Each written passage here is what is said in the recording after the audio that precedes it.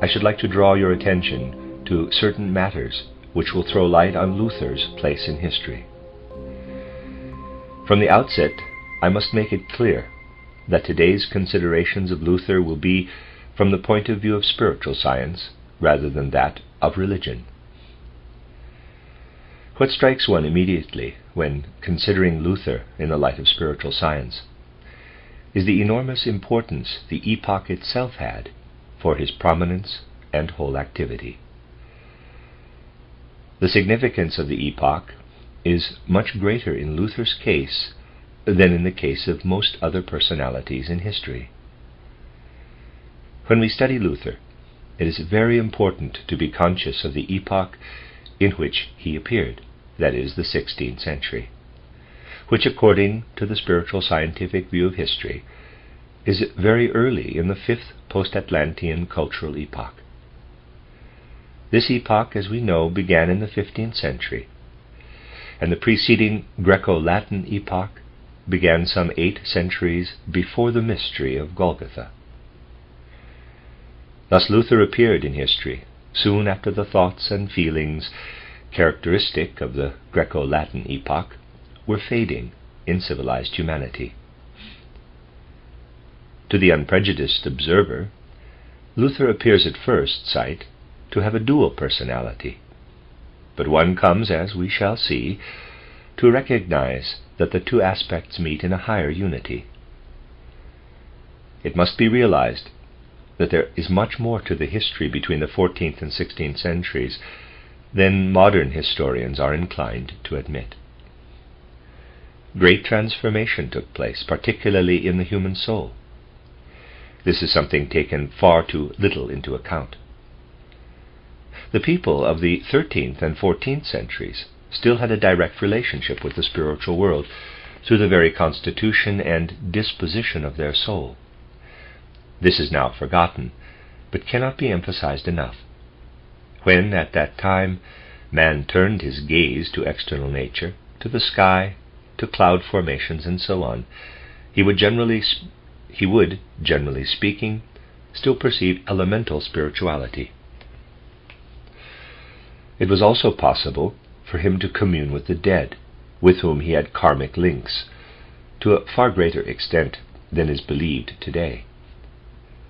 In this period there was still, inherited from an earlier different consciousness, an immediate recognition that the world seen through the senses is not the only world.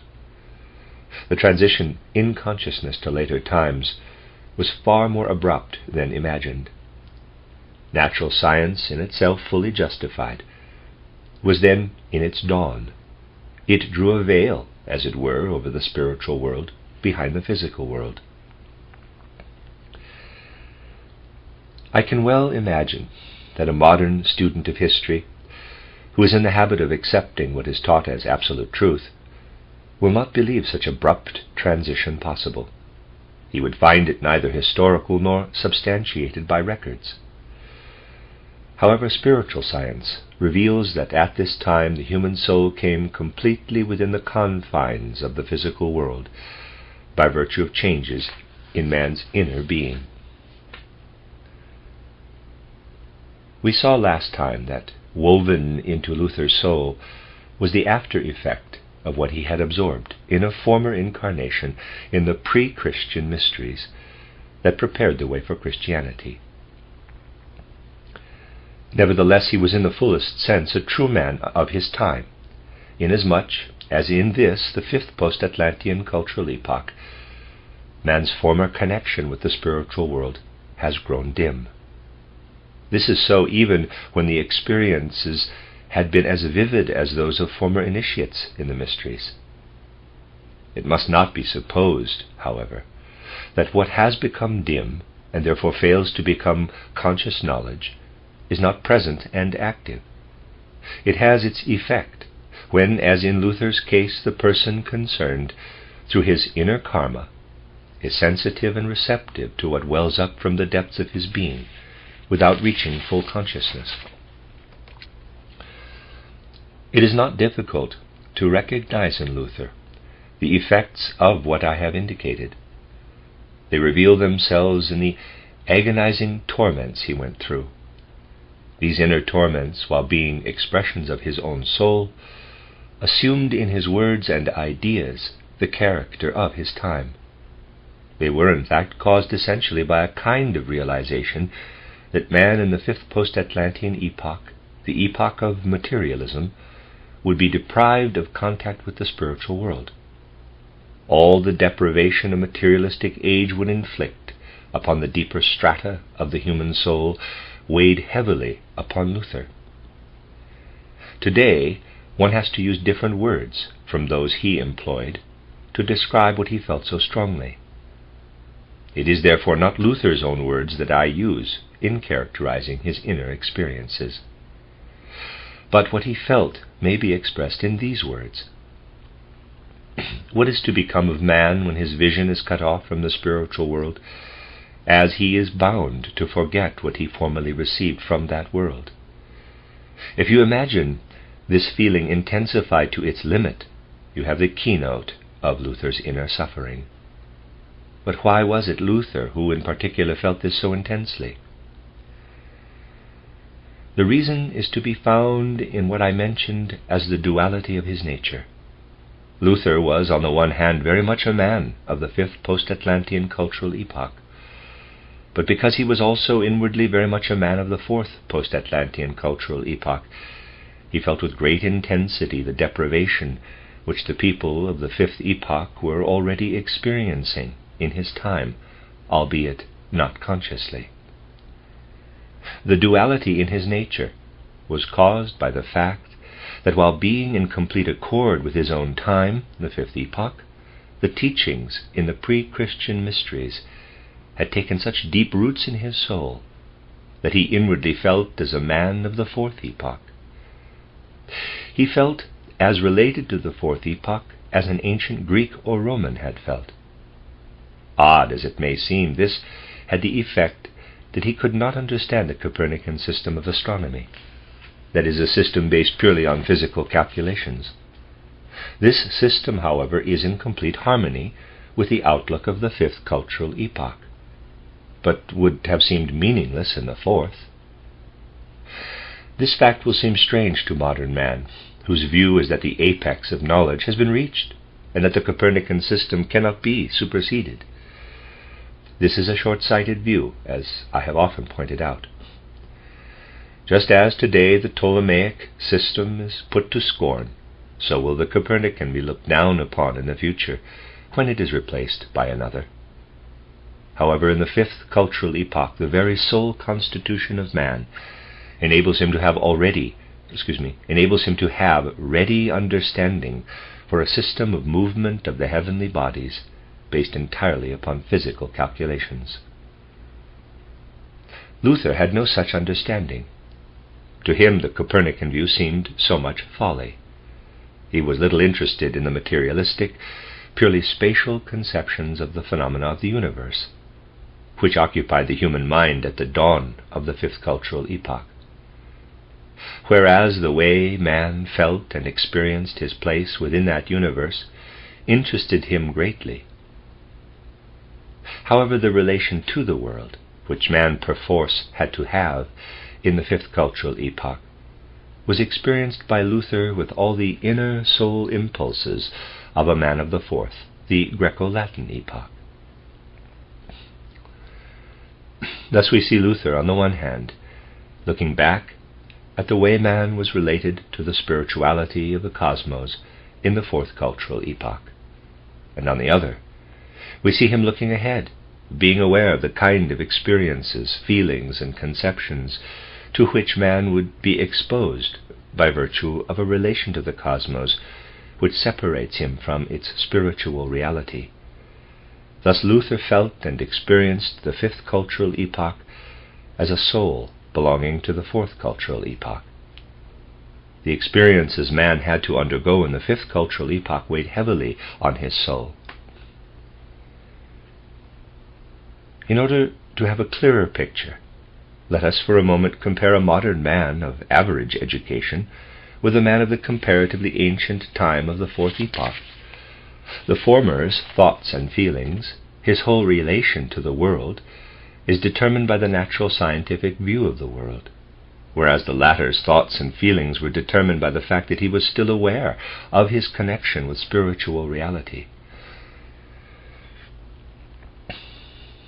What we designate as imagination and inspiration were particularly vivid for man at that time. It was a common experience that colors are not seen only through eyes or sound heard only through ears. Man was aware that by inner effort he received pictorial and audible revelations from the spiritual world. Everyone was aware that a divine spiritual world lived in his soul. Man felt inwardly connected with his God.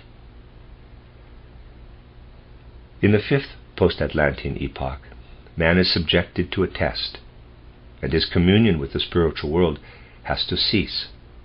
In this epoch he has developed, through special methods and a special kind of knowledge, the possibility to observe the external phenomena of nature and their relation to his own being with great exactitude. But he no longer has vision of the spiritual world. No longer is there a path leading from the soul to the spiritual world. Let us visualize these two types of human beings side by side. As we saw in the last lecture, Luther's knowledge and religious feelings concerning the spiritual world were not abstract. The spiritual world was not closed to him. He had a living communion with the spiritual world, more especially with evil spirits of that world, but that in itself is not an evil trait. Thus he knew of the spiritual world through direct experience. But he also knew that for mankind of the fifth post-Atlantean epoch, this experience of the spiritual world was fading away and would gradually disappear altogether. It became a great riddle for Luther how the human beings of the fifth post-Atlantean epoch would cope with the deprivation of not beholding the spiritual world. As he contemplated the man of the fifth epoch, his heart was overflowing with impulses brought over from his incarnation in the fourth post-Atlantean epoch. These living forces constituted a powerful link with the spiritual world, which caused Luther to sense its reality with great intensity.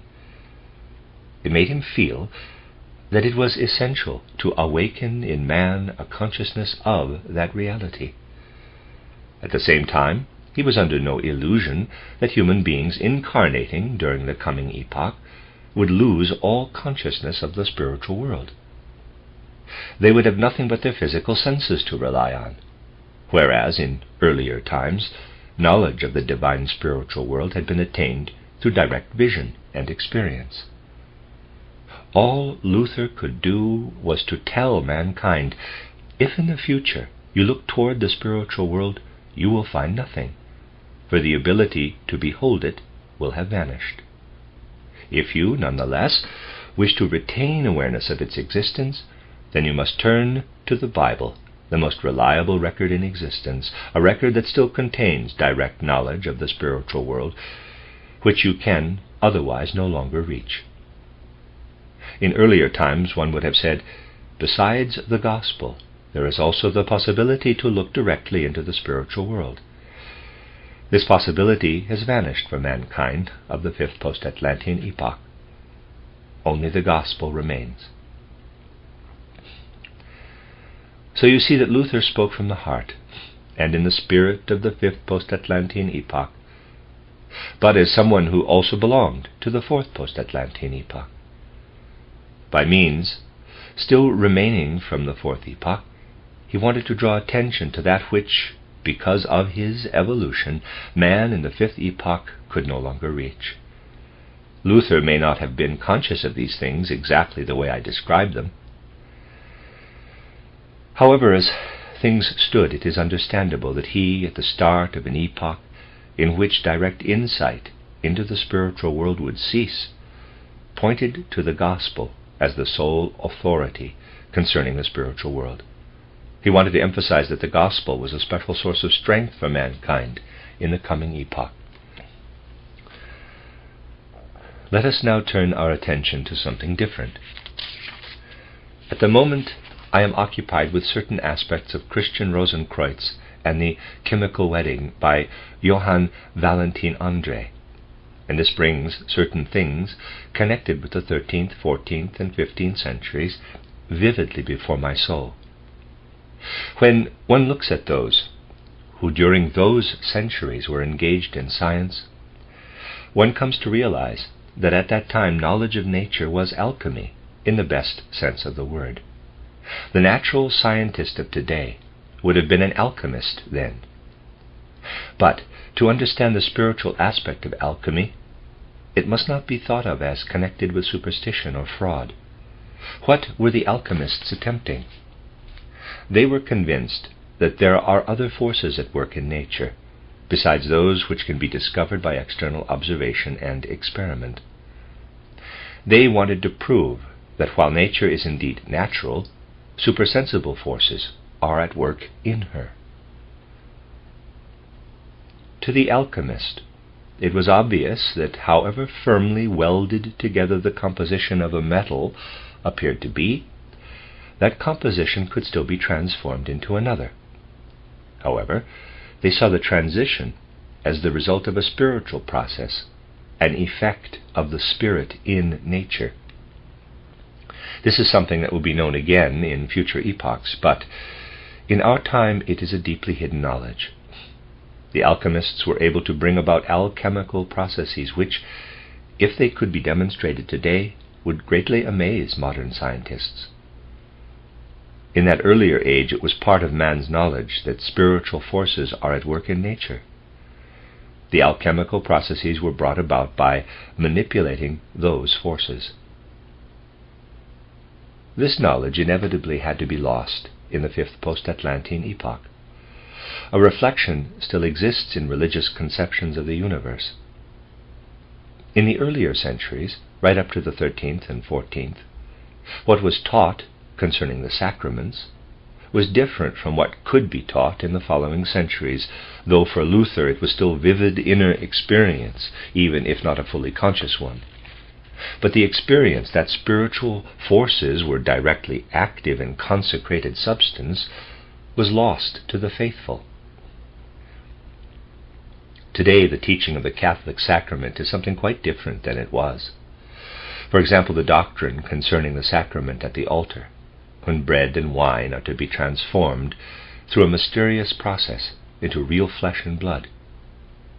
When one discusses this issue with Catholic theologians, the usual answer to modern man's objection is, if you do not understand, that you have no understanding whatever of Aristotle's teaching on substances.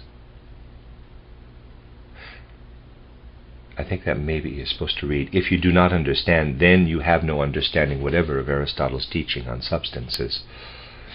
Be that as it may, one has to say that in the 5th post-Atlantean epoch, no real meaning can be connected with an actual transubstantiation, that is, with real alchemy.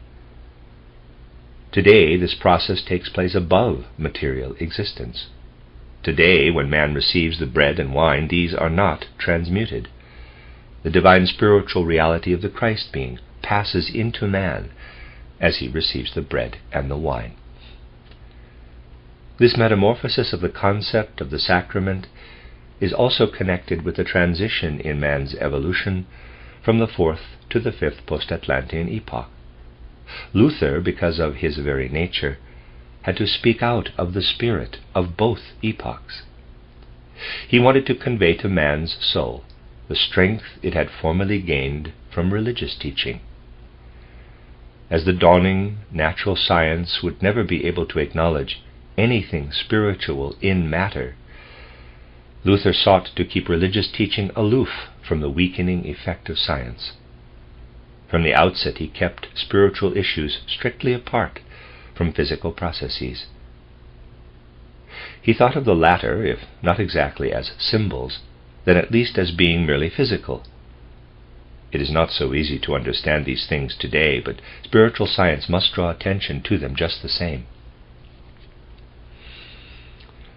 We must envisage Luther turning his gaze, even if not fully consciously, toward the coming epoch, spanning more than 2,000 years, during which man would be able to experience something of the spiritual world only in exceptional cases and through special training.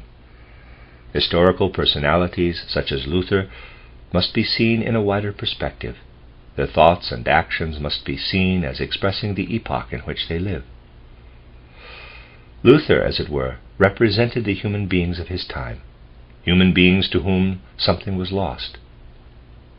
What they had lost was caused by the fact that in the fifth post-Atlantean epoch, human knowledge had assumed a form that made it impossible to strengthen the human soul by means of the power inherent in knowledge itself, so that it could look into the spiritual world and have its own spiritual cognition. It is not normal for people of the fifth post-Atlantean epoch to have spiritual cognition through their own initiative. In his ordinary life in the fifth epoch, man cannot be conscious of freedom in the real sense, of real freedom of will, which is the ability to act directly out of that deepest region of the human soul where it is united with the divine. Today, both freedom and knowledge are theoretical. As the fifth post-Atlantean epoch progressed, the theory that there are limits to human knowledge has frequently been proclaimed. To speak of limits of knowledge in the sense of Kant or Dubois-Reymond would have seemed meaningless in ancient times, even by the skeptics. As mentioned already, one should take what is said by an historical personality such as Luther as expressing the spirit of his epoch, not as having validity for all time. What Luther recognized as the outstanding characteristic of mankind in the fifth post-Atlantean epoch, he interpreted in the light of Christianity. He understood it in the Christian, or better said, biblical sense as a direct effect of original sin.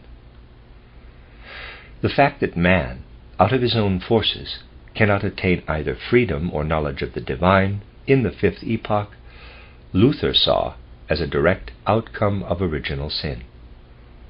Thus, when he said that man was so corrupted by original sin that by himself he could not overcome it, Luther spoke a truth that holds good for the fifth post-Atlantean epoch. The force in man most closely bound up with his nature is the force that expresses itself in his will, in his actions. What a man does springs from the very center of his being. What he knows or believes is much more dependent on his environment, the time in which he lives, and so on. In the fifth post-Atlantean epoch, the epoch of natural science and materialism, man is not able to perform actions that spring directly from the spirit. That, in fact, is the essential characteristic of this epoch.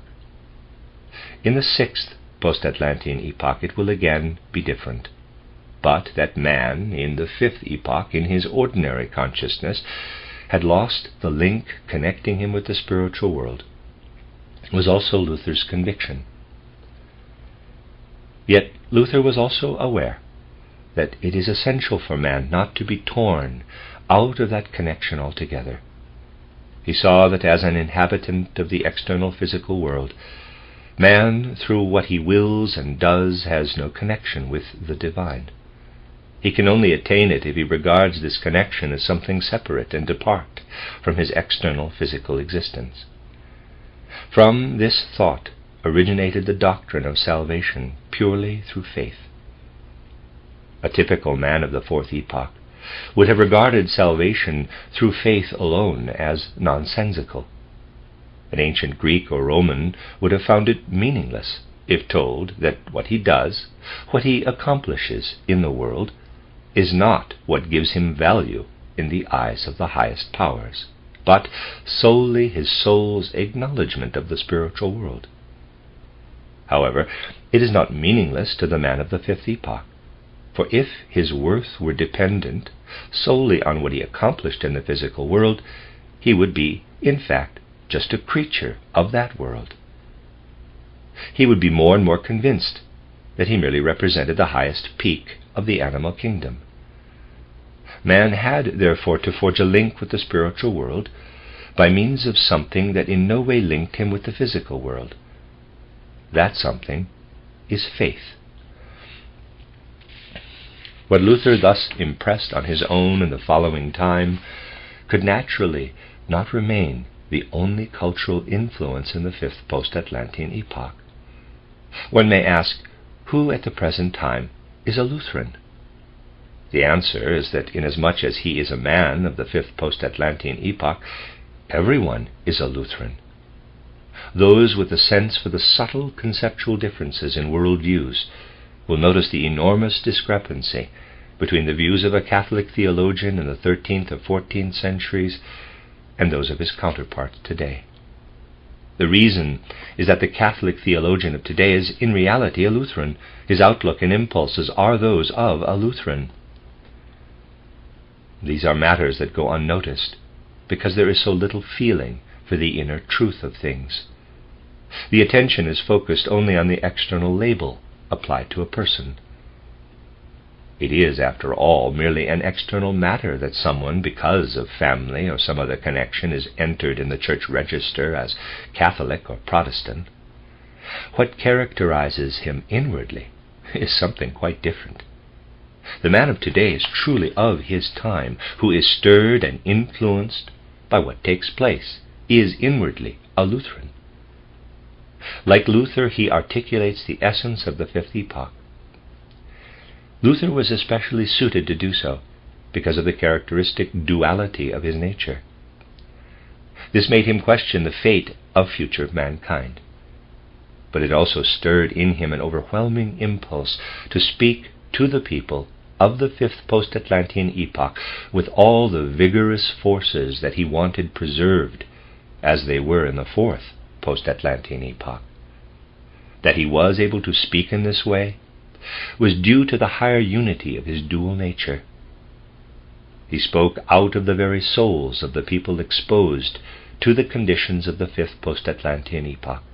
He formulated and voiced the very concepts and ideas that stirred in them. But he also spoke so that everything he said was permeated with his impulse to preserve what had existed in the fourth post-Atlantean epoch. That was the higher unity. However, the sixth post-Atlantean epoch could not be prepared within the fifth had the latter not been influenced by other cultural streams. Thus we see that Lutheranism, in the way indicated, is more particularly an impulse of the fifth epoch, but other cultural streams make themselves felt. The most important for us is the one that came to expression in the German classical period, from Lessing to Herder, Schiller, Goethe, and others. A remarkable phenomenon is the fact that we have in the same period a thoroughly Lutheran philosopher in Kant, whose concepts represent the very essence of Lutheranism. Schiller had at one time an inclination to follow Kant, but found that he could not, and indeed no philosophic work better illustrates the striving to get beyond mere Lutheranism than Schiller's title, Letters on the Aesthetic Education of Man. These letters, which are too little appreciated today, and also Goethe's Faust, constitute, as it were, the apex of that other cultural stream. Both works stress that man must turn not only to the Bible, but to the world and life itself, in order to strengthen the human soul, so that it can find, through its own forces, the path to the spiritual world. The concluding scenes of Faust represent the complete contrast to Lutheranism.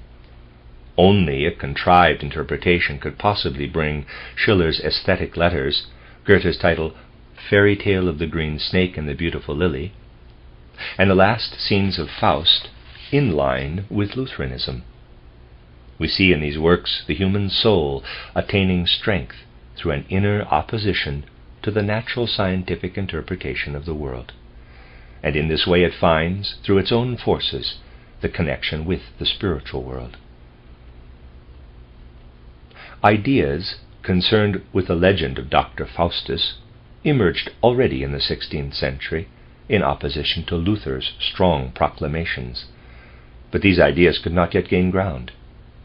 Luther's attention was focused on the man of the fifth post-Atlantean epoch, who, though possessed by Ahrimanic demons, yet refuses to acknowledge the, to Luther well-known, devil.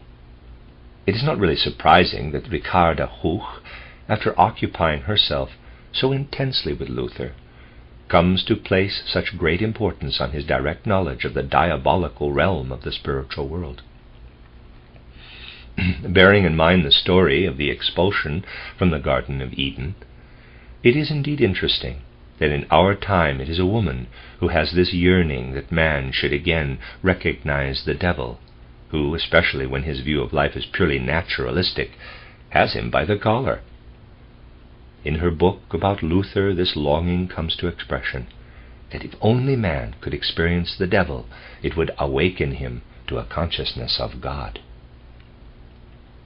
This cry for the devil, expressed by Ricarda Huch, lives in man's subconscious.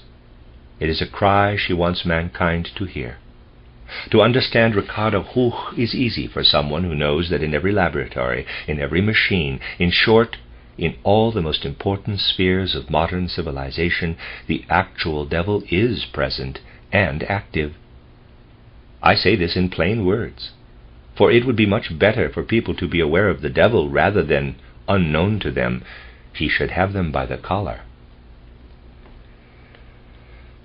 Luther's consciousness of the devil was for him a living reality, mainly because he still experienced the spiritual world as would a man in the fourth post-Atlantean epoch.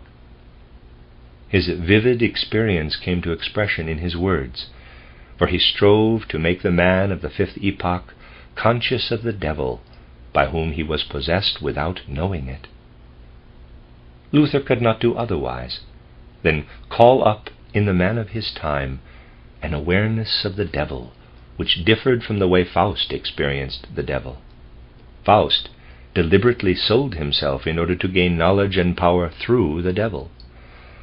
Such a relationship to the devil was at first rejected in the 16th century. At that time, only a negative submission to the devil could be envisaged. Goethe, and in fact already Lessing, protested vigorously against that idea. One must ask why they had a different view of man's relation to the devil. It must be said that neither Lessing nor Goethe had the nerve openly to state their view of Faust's relation to the devil. Today it is much easier to speak openly of these things than it was at the time of Lessing and Goethe. An initiate may have wanted to tell his fellow men something different, but if he had, they would have torn him to pieces. Let us attempt to understand Goethe's inner attitude to Faust. Goethe, too, had insight into the nature of man of the fifth post-Atlantean epoch. He knew of man's close relationship to the devil in this epoch. He knew that whenever man's consciousness is restricted to the material alone, the devil, that is, Ahrimanic powers, are always present. This state of consciousness constitutes for these powers a door through which they gain entry. Ahriman has easy access to man whenever his consciousness is limited to the purely material aspect of things, or dimmed down below normal, as can happen through organic causes, agitation, rage, or other uncontrolled behavior. Goethe's insight made it impossible for him to adopt the materialistic view generally held.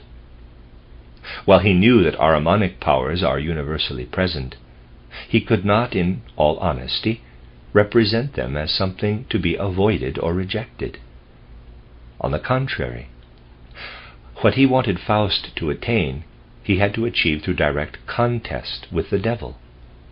In other words, the devil must be made to surrender his power. He must be conquered. That is the real meaning behind Faust's struggle with the devil, the evil Ahriman or Mephistopheles. Now let us turn to Schiller, who tries to adopt Kant's philosophy, but comes to recognize the futility of doing so. In his letters on the aesthetic education of man, he distinguishes between mere instinctive craving, which according to Luther arises from man's physical nature, and the spirit, which reveals itself within his physical nature. A true Lutheran would say that man is addicted to his cravings, and he cannot, through his own power, rise above them. Only faith can enable him to do so. He will then have been purified and redeemed through an externally existing Christ. Schiller said, no, something else is present in man. In the craving for freedom lives the power of the Spirit, which can ennoble the bodily cravings of man's physical nature. Schiller distinguishes physical nature, ennobled through the Spirit, from the Spirit becoming manifest through it. He shows that man is indeed separated from spiritual existence through matter, but that he, nevertheless, out of himself, strives to reach the Spirit by transforming matter, that is, physical existence, through inner alchemy. One recognizes the spiritual greatness that could have enriched Western culture in works such as Schiller's aesthetic letters, and also Goethe's Faust, which presents in dramatic form the overcoming of Ahrimanic powers in external life. What could have been achieved through the strong impulse toward the Spirit contained in these works has not come about, and it fills one with pain and despair to see one's contemporaries turn instead for their spiritual education to such trash as the American title In Tune with the Infinite. I cannot refrain from repeating what happened to Deinhardt of Vienna, who wrote a very beautiful essay on Schiller's aesthetic letters, in which he discusses the marvelous perspective their content opens up. I do not think anyone knows about Deinhardt today. He had the misfortune to fall and break his leg. When the doctor came, he was told that he could not be healed because he was too undernourished, and so he died. But this small book by Deinhardt of Vienna is concerned with one of the deepest spiritual impulses that have sprung from Western culture. If only people would recognize and investigate what has actually germinated in Western culture, we would cease to hear the empty phrase, quote, the best man in the best place, close quote, and then people proceed through lack of judgment to select a nephew or a cousin as the best man in the best place. Continuously one hears it said that the right person for this or that position simply does not exist. That is not the case. What is lacking is rather people with judgment who know where to look. But that ability can only be attained through inner strength, developed by absorbing the spiritual impulses flowing through spiritual life. There is nothing abstract about what can be gained from great literary works. Rather, they fill the human soul with spiritual impulses, which further its development along the path that Goethe strode with such vigor, and whose goal he depicted with dramatic artistry in the last scene of his Faust. It has no meaning in our time to preserve the old just because it is old, but we must find those treasures of the past which contain seeds for the future. Nowhere is this better illustrated than in the classic works of Goethe, Schiller, and Lessing.